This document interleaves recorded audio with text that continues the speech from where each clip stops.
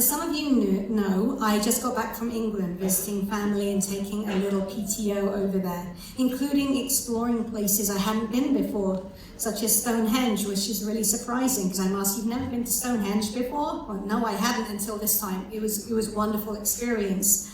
I also went to Shakespeare's New Globe Theatre, which was completed right after I moved over to the US. And I'd been wanting to visit it, so I was able to go for a tour and it didn't disappoint. Now, I was also away during the Super Bowl, and my team has been the Philadelphia Eagles for many, many years now. Go Birds. I love the response, fabulous.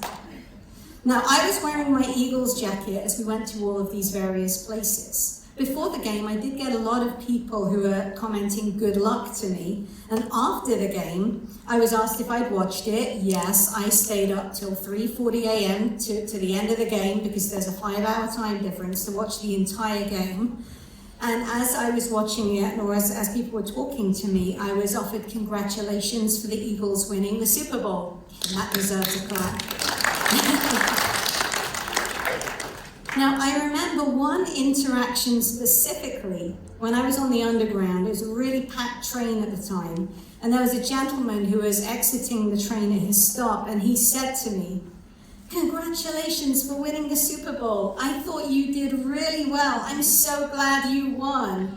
And I thanked him profusely, and then I thought, this is really funny, because it's like, I hadn't played in the Super Bowl, let alone won it, but because of the jacket that I was wearing, I was identified with the team that I supported. So their success was directly related to me in some kind of way. In some kind of way, I won the Super Bowl, right? So this made me think about a phrase that I use a lot. We become who we surround ourselves with. And from that, we can grow into so many identities as a result of who we surround ourselves with and how they may influence us, as well as how we evolve as a result of these relationships and connections, to the point where many people may start to identify us from anything like the clothes that we're wearing, such as my jacket, to our presentation and behavior. Case in point, I am are two of the most powerful words which we can say about ourselves, because whatever follows that tends to manifest. In the Judeo-Christian scriptures, I am were the words that God used to acknowledge God's identity to Moses. When we use the words I am, we're also acknowledging our identity, purpose, and connection to the divine, to the divinity that lives within us as well as outside of us. Our words shape our reality. They can uplift us or diminish us, connect us or isolate us. By embracing the words I am, we declare our potential and our responsibility. We may learn words and have experiences based on words such as I am loved, or I am accepted, or I am confident, not only from our own sense of self, but also the people we surround ourselves with. And as we say those words and make choices to live into those words, again, those words manifest, and we may feel more loved, or more accepted, or more confident.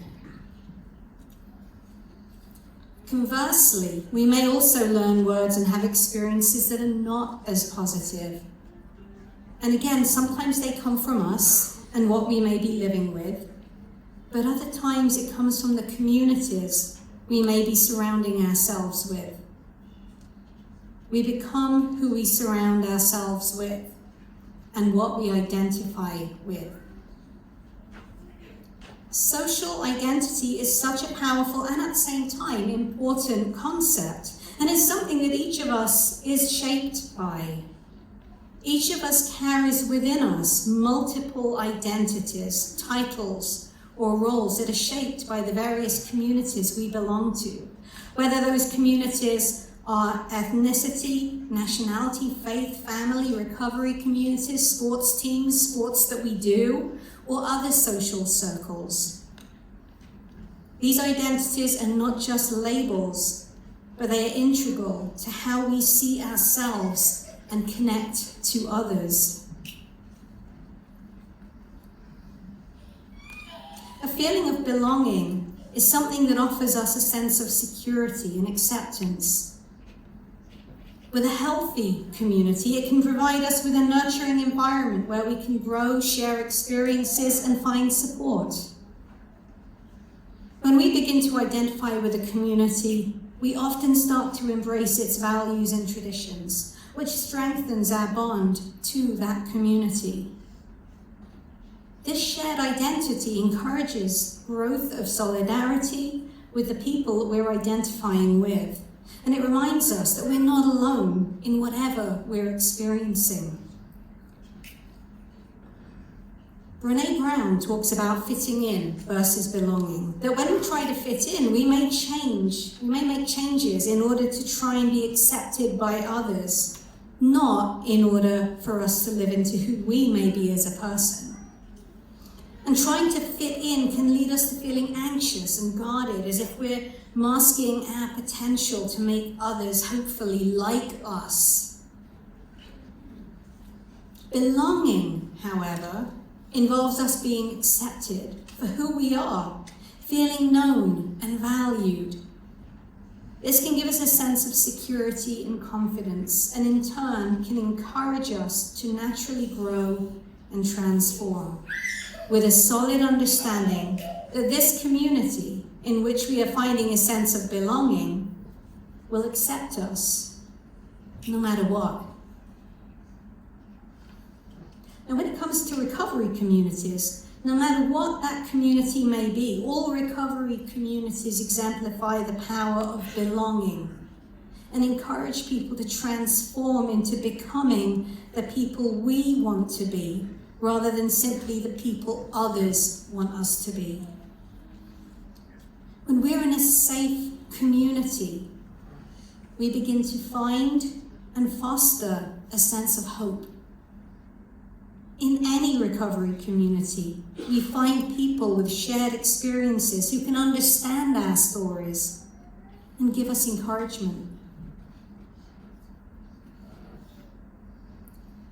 With the help of others who understand our journeys, we learn how to rebuild our lives, rebuild our foundation, making it more solid and strong as we transform into becoming who we were meant to be, with focus on the values that are important to us and that personal growth in our journey. In her book, Becoming, Michelle Obama writes, "There is power in allowing yourself to be known and heard, in owning your unique story, in using your authentic voice. And there's grace in being willing to know and hear others. This, for me, is how we become." The process of belonging can lead to the experience of risking trust, as we both share with that community the experiences that we've had and listen to the experiences that others have had. This sharing helps dispel feelings of shame or isolation. The process of belonging can lead to trust, growth, connection, and as a result, finding a purpose in something greater than ourselves. And that, in part, is becoming. A reading we had before the service from the book of Ephesians, from the Message translation, reads, "You are no longer wandering exiles. The kingdom of faith is now your home country. You are no longer strangers or outsiders. You belong here. God is building a home. He's using us all, irrespective of how we got here and what he is building. He's using the apostles and prophets for the foundation. Now he's using you, fitting you in brick by brick, stone by stone, a holy temple built by God. All of us built into it, a temple in which God is quite at home. We may at times times in our lives have felt like those wandering exiles that Paul talks about in that letter. For those who are living with substance or alcohol use disorder, I frequently hear the struggles of them feeling isolated, misunderstood, unheard. That leaves you not feeling comfortable with being able to trust others with your story, your truth. For family members, the same may also be true for you. You may have also felt alone in your trying to help your loved one. They don't hear your fear for them. And so you may also feel isolated, misunderstood, unheard. And that leaves you feeling not comfortable with being able to trust others with your story, your truth. When we read in Ephesians, the kingdom of faith is now your home country, it could be talking about a religious faith. But it's important also to note that any faith is based on trust. And trust is only formed when we build relationships. The foundation of having faith in our religious belief, in the God of our understanding, in other people, and even in ourselves, is trust. Risking trust is an act of courage, especially if we have felt alone, isolated, misunderstood, or unheard for so long. The reading continues. You're not just strangers or outsiders. You belong here. Once we start to identify with a belief, a support system, a community, or any other social or other group, and when we can begin to speak our authentic truth and find people that not only listen but have similar experiences and really get what we may have experienced, the connections and the trust that we begin to feel can lead to a glimmer of hope as our authentic voices can now be heard. Now, it's important to add here that the reading doesn't say you fit in here. It says you belong here. It doesn't say that you have to change your very being to fit in to whatever we believe you should be. Instead, the reading says that you're accepted for who you are. The authentic self that may have been buried under the shame or isolation or other struggles for so long that your authentic self has been fighting to break free from that which has been holding you back. And now it can. Because you have found communities, hope, and a source of guidance that holds that space for you. Once more, the quote from Belonging reads, "There is power in allowing yourself to be known and heard, in owning your own unique story, in using your authentic voice. And there's grace in being willing to know and hear others. This, for me, is how we become."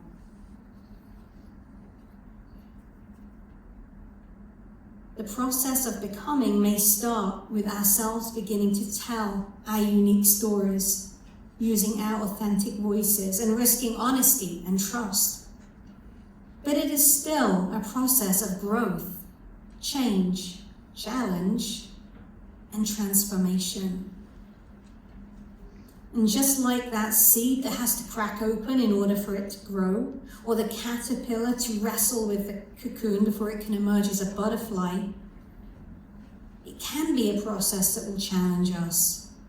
It'll come with its ups and downs, but with grace and time, we can begin our own process of metamorphosis.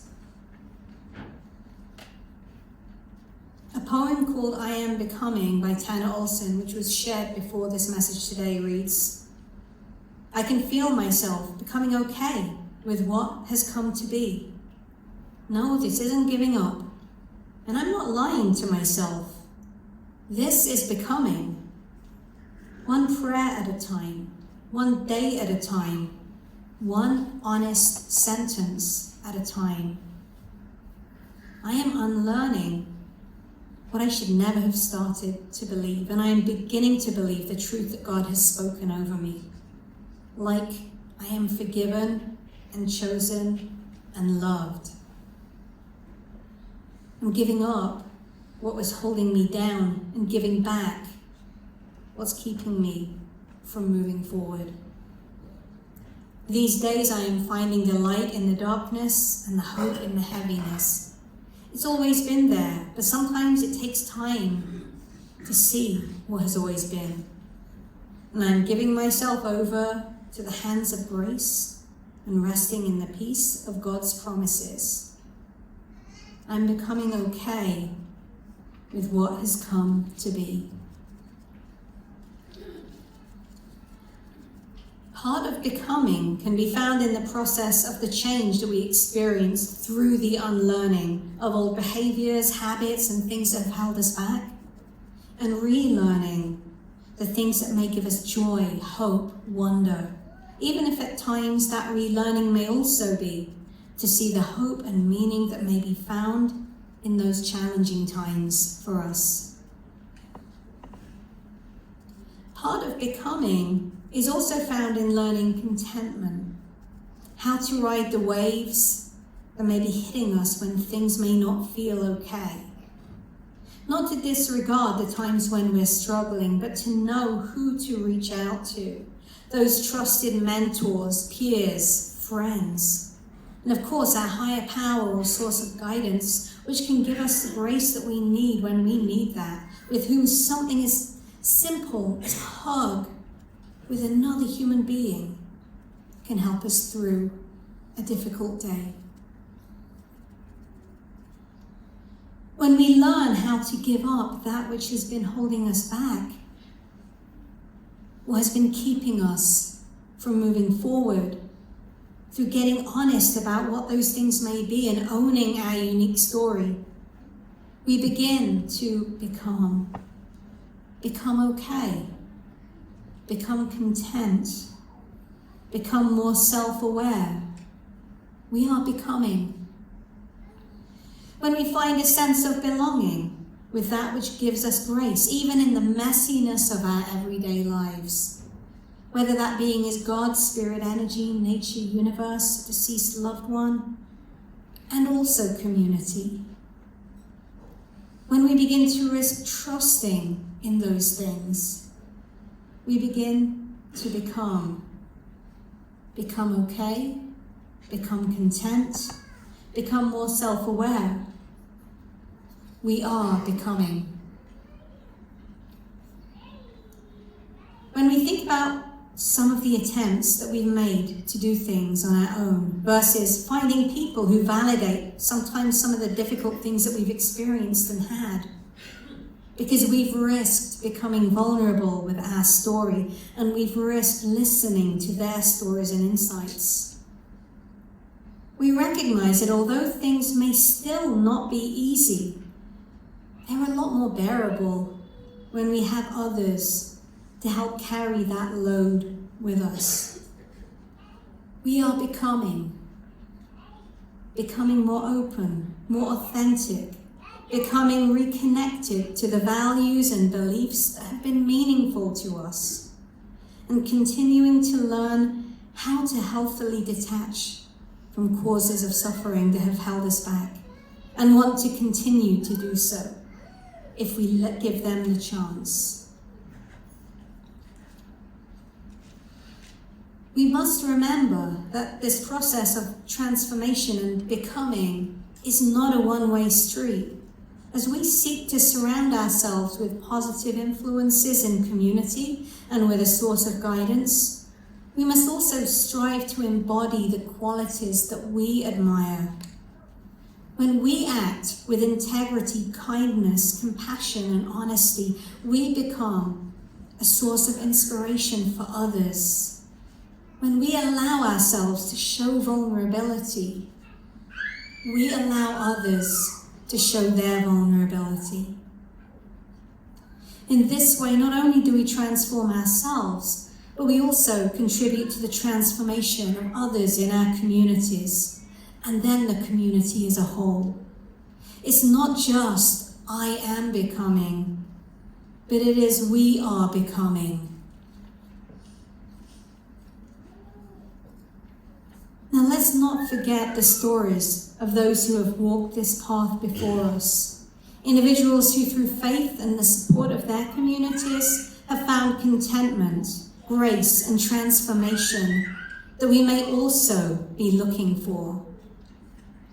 Their journeys remind us of the potential that lies within each of us when we align ourselves with a higher power, a greater purpose, and the right people. So as I end this morning, I encourage you to reflect on the relationships in your life. Seek out those who inspire you, who challenge you to grow, and who share your vision for a better future. Embrace the guidance of a higher power as you navigate this journey of your life and recovery. Together, let us transform ourselves, and in doing so, transform the world around us. Let us embrace the becoming and see where that journey takes us as individuals, communities, and in the world. Amen.